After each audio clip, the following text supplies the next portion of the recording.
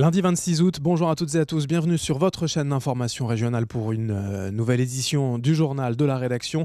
Avant toute chose, vos prévisions météo avec encore et toujours du soleil, une chaude et belle journée. Dans la région du littoral à la métropole lilloise, les températures restent très agréables, au-dessus des normales de saison avec 31 degrés cet après-midi à Lille, 30 à Saint-Omer, 28 degrés à Calais, 27 degrés à Boulogne. Évidemment, l'une des conséquences de cette météo ensoleillée depuis plusieurs jours, c'est malheureusement la pollution à l'ozone. L'indice Atmo Hauts-de-France sera de 8 sur 10 aujourd'hui partout dans la région, dans la métropole lilloise, mais aussi sur le littoral. La Côte d'Opale touchée également par la pollution aujourd'hui. En conséquence, la préfecture impose donc des restrictions de circulation, une réduction de vitesse d'au moins 20 km/h sur les grands axes et dans la métropole lilloise. Le préfet du Nord applique également la circulation différenciée dans 12 communes limitrophes de Lille. C'est-à-dire que pour circuler, il vous faut une vignette critère 0, 1, 2 ou 3. Plus d'explications, bien sûr, dans nos prochaines éditions. À la une de ce journal, d'abord en ce lundi, à une semaine tout pile de la rentrée scolaire, une question qui se pose peut-être pour vous, parents de jeunes enfants. Comment réhabituer les plus jeunes au rythme de l'école, à se coucher tôt pour être prêt pour démarrer l'année bien en forme? Déjà, il faut savoir qu'un enfant en maternelle a besoin de 12 heures à 13 heures de sommeil. En primaire, il faut de 10 à 11 heures, tandis qu'au collège, c'est au moins 10 heures de sommeil par nuit. Des chiffres qui peuvent sembler difficiles à atteindre, mais qu'il faut tenter de respecter selon les médecins. Premier conseil d'une psychologue spécialisée, éliminer les écrans le soir car la lumière perturbe les hormones et se forcer à des rituels avant d'aller se coucher. Pour trouver le bon équilibre, les explications de cette psychologue au micro de Xavier Silly. Il est toujours intéressant de ne pas faire des erreurs soi-même, d'aller se coucher à peu près tôt, pas à son heure à lui, mais tôt. Présenter le sommeil et l'endormissement comme un moment sympathique. C'est bon, là, tu vas tranquille dans ta chambre, tu vas pouvoir faire des jolis rêves, on se voit demain matin, tu vas aller à l'école, tu me raconteras l'école en rentrant, et puis tout se sera bien passé. Et pour la rentrée, qui va être le moment stressant quand même, les gamins ils vont pas bien dormir la nuit avant la rentrée, et bien plus insister sur tu vas revoir tes copains, tu vas revoir la maîtresse que tu avais l'année dernière, tu lui diras bonjour, plutôt que sur va falloir travailler, il va falloir que tu sois bon, il va falloir que tu sois concentré, et il y aura des devoirs tous les soirs. Autre actualité en images ce week-end, nous vous avions déjà parlé en fin de semaine dernière de l'installation du Touquet Music Beach Festival, la 4e édition. Nous continuons de vous faire découvrir l'intérieur de l'organisation avec les coulisses et une nouveauté cette année, des urinoirs féminins. Et quand on connaît les longues attentes que subissent parfois les femmes juste pour aller aux toilettes en festival, il s'agit là d'une nouveauté loin d'être anodine.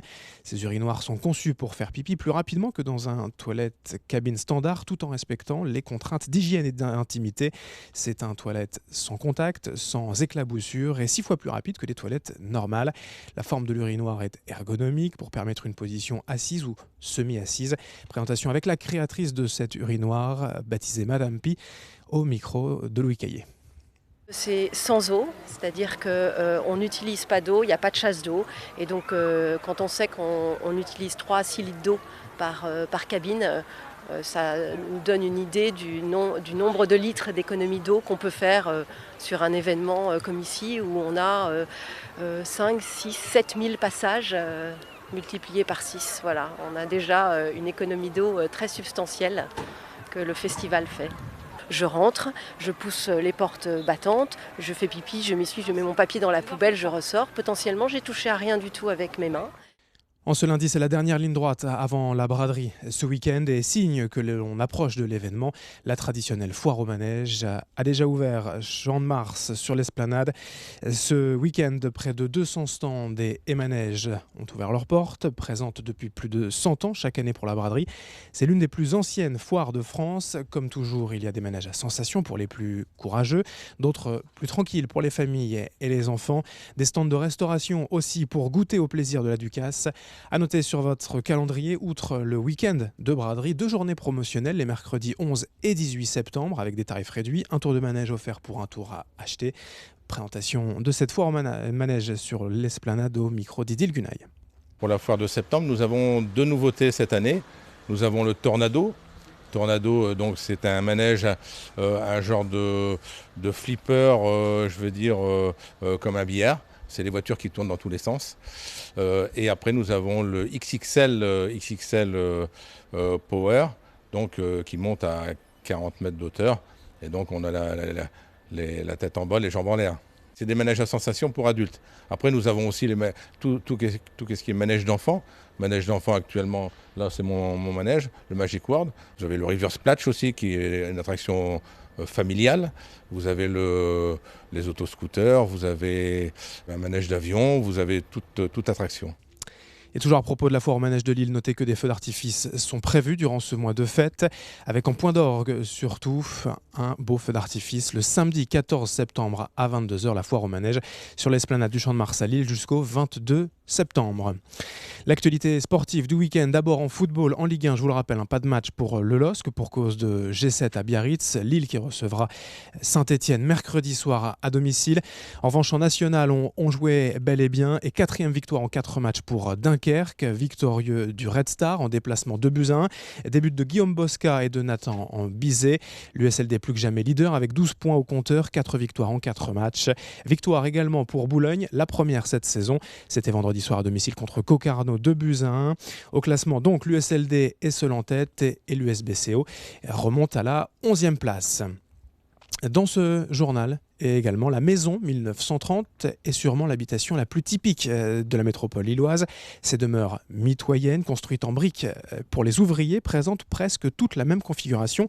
Mais puisqu'il faut vivre avec son temps, des étudiants de l'université de Lille ont imaginé la maison 2030. Sur les mêmes bases, mais avec des performances énergétiques et environnementales supérieures.